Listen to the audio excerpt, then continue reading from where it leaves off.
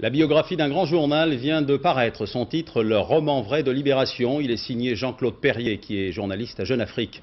Libération est la seule aventure de presse vraiment réussie depuis 20 ans, mais l'influence du journal est en baisse, particulièrement chez les jeunes lecteurs. Enquête de Lorraine Cusin et Borny Muriot. Moi, quand j'achète Libé, de temps en temps, j'aimerais bien, je le lis pas souvent, mais j'aimerais bien lire quelque chose qui aille un petit peu, qui soit différent des autres journaux.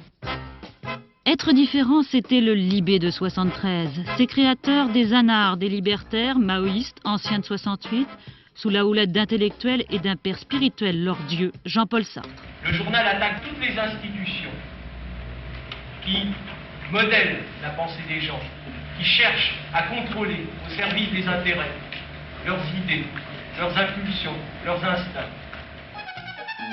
Jusqu'en 80, la période militante, héroïque et chaotique. Libé, c'est la lutte contre les idées reçues, l'autogestion, parfois la pagaille, le style corrosif, la provocation. On pouvait tout se permettre. Quand il a été créé, il n'y avait pas le chômage et pas tout ce qu'on peut voir maintenant. Et que maintenant, disons qu'il est moins... Enfin, je pense que sur certains sujets, il reste moins provocateur. Depuis 81, c'est l'entreprise de presse, le professionnalisme avec, comme ailleurs, des annonceurs publicitaires, des capitaux extérieurs, une hiérarchie. Et comme ailleurs, des pages économiques, les cours de la bourse et même maintenant un carnet mondain. Le journal a vieilli comme on vieillit ceux qui le font, puisque le noyau dur, si j'ose dire, des gens de Libération a aujourd'hui entre 40 et un peu plus de 50 ans. Donc c'est sûr que le look n'est plus le même. Du fait donc de son caractère général concernant ces informations, je pense que maintenant il doit toucher une clientèle qui doit être donc de la trentaine et même des cadres. Donc de ce fait, une clientèle un peu plus vieille.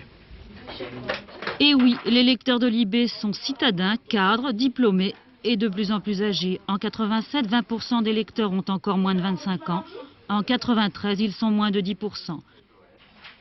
Et les étudiants, ces lecteurs privilégiés du début, eux aussi se sont encore souvent plus disciplinés. Les profs nous conseillent plutôt donc de lire Le Monde que Libération. Ils nous conseillent très peu Libé, même jamais. Bientôt un Libé troisième formule, encore plus généraliste ou retour aux origines. Bien sûr, le style, le regard Libé existe toujours, mais parfois les concurrents dans leurs titres n'hésitent pas à être plus provocateurs.